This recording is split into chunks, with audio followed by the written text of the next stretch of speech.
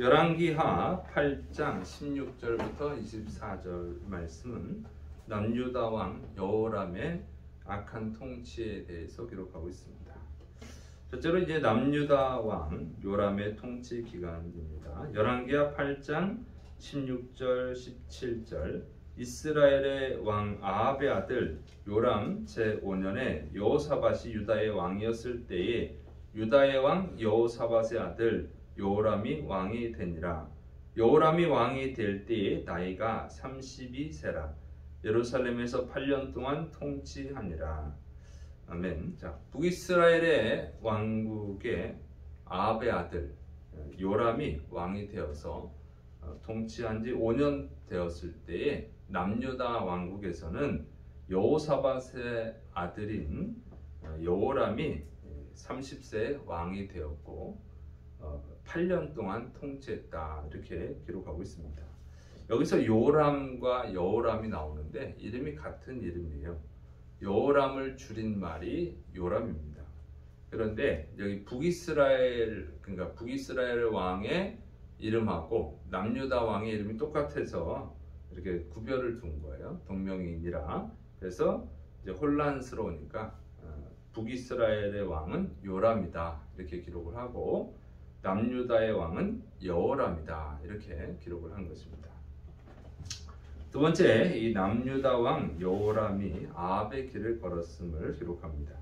열왕기하 8장 18절 그가 이스라엘 왕들의 길을 가서 아합의 집과 같이 하였으니 이는 아합의 딸이 그의 아내가 되었음이라. 그가 여호와님 보시기에 악을 행하였으나. 자, 여호람은 믿음이 좋았던 여호사밧의 아들이었음에도 불구하고 우상 숭배하다가 하나님께 심판받아서 죽었던 북이스라엘의 왕 아합의 길을 걸었다 하는 것입니다. 이것은 여호람이 하나님이 보시기에 악한 통치를 했음을 가르쳐 주는 것이죠. 열왕기하 8장에는 이 여호람의 우상 숭배에 대해서 악행에 대해서 자세히 기록하고 있습니다. 열왕기하 8장에 이렇게 잘 안 나오는데 역대하 21장에는 잘 나와요. 역대하 21장 13절 오직 이스라엘 왕들의 길로 행하여 유다와 예루살렘 주민들이 음행하게 하기를 아합의 집이 음행하듯 하며 또 내 아비 집에서 너보다 착한 아우들을 죽였으니. 또 음행은 우상 숭배를 한 것을 뜻하는 거예요. 그래서 여호람이 우상 숭배를 했다는 것이죠. 그리고 자신의 동생들을 죽였다는 거예요. 그래서 아주 악행을 했습니다. 그리고 그 원인은 뭐냐? 여기 이제 열왕기하 8장에서 가르쳐 주죠. 그가 아합의 딸과 결혼했기 때문이다 하는 것이죠. 그러니까 여호람이 잘못된 결혼을 해서 그것이 그의 통치에 나쁜 영향을 끼쳤다 하는 것입니다. 그래서 성경은 결혼할 때 아무나 하지 말라고 하는 거예요.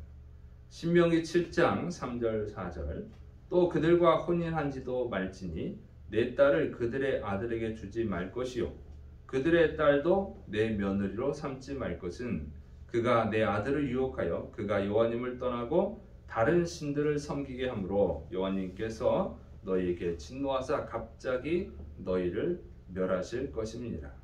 그래서 성경은 하나님의 뜻은 그거예요. 이방인과 결혼하지 말라 하는 것입니다. 이방인의 사전적인 뜻은 외국인이지요. 그렇지만 성경에서 말하는 정확한 의미는 그냥 외국인이 아니고 혈통적 의미로 말하는 것이 아니라 신앙적 의미입니다. 신앙적 의미. 그래서 성경을 잘 보면은 그냥 무조건 이방인하고 결혼하지 말라는 것이 아니에요. 예수님의 족보에도 이방인 여자들이 많이 들어와 있습니다. 그래서 라합도 그렇고, 그래서 이 룻기에 나오는 룻도 이방인이었죠. 그래서 그냥 단순히 이방인하고 결혼하지 말라는 것이 아니라 내국인이거나 외국인이거나 그것이 중요한 것이 아니라 하나님을 믿지 않으면 그는 다 이방인으로 보는 것입니다. 그래서 믿지 않는 자와 결혼하지 말라고 하는 것이죠. 그래서 그리스도인들은 돈이나 권력이나 신분이나 인종 이런 것보다 더 중요하게 여겨야 되는 것이 뭐냐면 신앙입니다. 하나님을 믿는 신앙인 것이죠. 왜냐하면 모든 인간은 다 하나님 앞에 바로 서야 돼요. 왜? 하나님의 심판대에 서게 되기 때문이죠. 그러니까 지금 우리가 살아가는 이 세상이 전부가 아니라 이 세상 이후의 세상이 있어요. 하나님 앞에 서야 되는 날이 옵니다. 그때 천국으로 가거나 지옥으로 보내지는 것이죠. 그래서 믿음이 제일 중요한 거예요. 그리고 우리가 이 세상에서 사는 이유도 성경은 뭐라고 가르쳐 주냐면 하나님 주신 사명을 감당하는 것이다. 하나님께 영광 돌리는 것이다. 이렇게 가르쳐 주고 있습니다. 그래서 우리가 하나님 앞에 바로 서야 되는 것이죠. 그러기 위해서는 믿음의 사람들과 결혼해야 되고 믿음의 사람들과 교제해야 되는 것입니다. 단지 그러니까 교회만 다니는 것을 믿음의 사람이라고 말하는 것은 아닙니다. 성경은 하나님을 바르게 믿는 것을 얘기하고 있는 것이죠. 그래서 단순하게 교회 다니느냐 그것이 아니에요.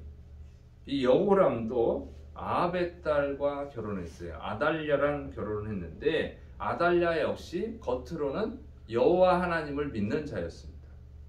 아합 왕도 마찬가지예요. 북이스라엘의 아합 왕도 아달랴의 아버지 아합 왕도 겉으로는 하나님을 믿는 자였어요. 그런데 하나님만 믿은 것이 아니라 바알과 아세라도 같이 겸해서 믿었고, 그러니까 혼합주의 신앙이죠.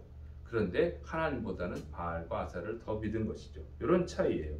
그래서 그냥 교회만 다니면 된다는 것이 아니라 하나님을 바르게 믿는 자여야 한다는 것입니다.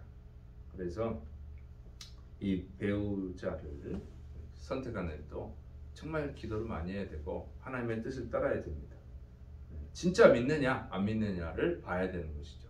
그런데 이미 결혼한 경우에는 어떻게 되느냐, 어쩔 수 없죠. 자신의 선택이니까. 근데 이제 안 믿는 사람과 결혼한 경우에는 어려움이 많잖아요. 그건 감수해야죠. 자기가 선택한 거니까.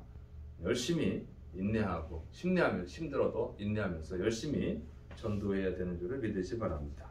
자, 그 다음에 에돔과 림나가 배반한 이야기입니다. 열왕기하 8장 20절 22절 여호람 때에 에돔이 유다의 손에서 배반하여 자기 위에 왕을 세운 고로 여호람이 모든 병거를 거느리고 사일로 갔더니 밤에 일어나 자기를 에워싼 에돔 사람과 그 병거의 장관들을 치니 이에 백성이 도망하여 각각 그들의 장막들로 돌아갔더라. 이와 같이 에돔이 유다의 수하에서 배반하였더니 오늘까지 그러하였으며 그때에 림나도 배반하였더라. 여호람 때에 에돔이 배반을 했습니다. 그러니까 에돔은 다윗 왕이 정복해서 남유다의 통치를 받고 있었는데 여호람이 하나님이 미워하시는 아합의 길을 걸으니까 하나님께서 심판을 하시는 것이죠. 에돔으로 배신하게 한 거예요. 그래서 여호람 왕이 에돔을 징벌하려고 사일이라고 하는 지역으로 갔는데 오히려 에돔 사람에게 포위를 당해서 기습 공격을 당하게 됩니다. 그러니까 이 남유다 백성들, 그러니까 군인을 백성들로 표현한 것입니다. 군인들이 도망을 쳤어요. 그래서 여호람 왕도 위기에 처했는데 간신히 빠져나오게 됩니다.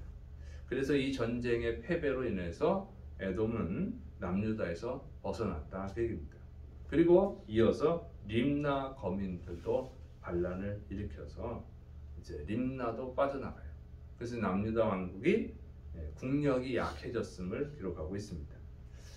이런 패배는 여호람 왕이 하나님을 바르게 섬기지 않고 우상도 같이 겸해서 섬기고 적당히 신앙생활을 했던 것이 그 적당히 신앙생활한 결과예요.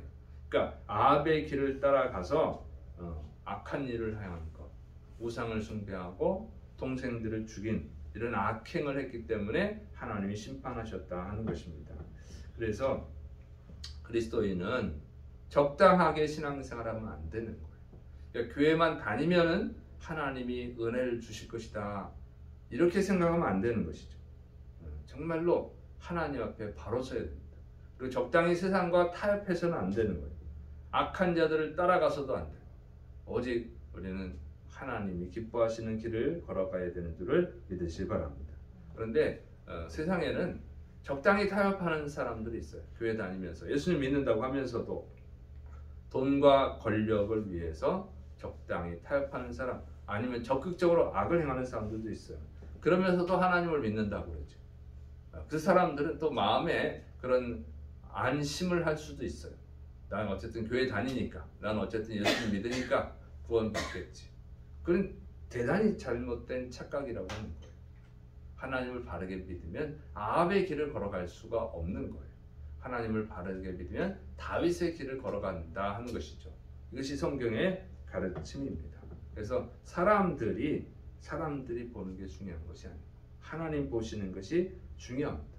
여기서는 하나님이 평가하고 있다고 하는 것이죠. 그래서 세상에서는 적당히 타협하는 사람들이 잘 살아가기도 해요.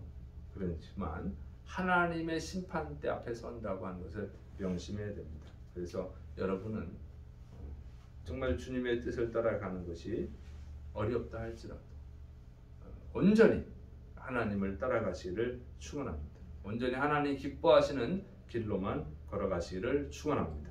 기도하겠습니다. 사랑이 많으신 하나님 아버지, 오늘도 주님의 뜻을 따라 살아갈 수 있도록 생명의 말씀으로 붙들어 주옵소서. 예수님의 이름으로 기도드립니다. 아멘.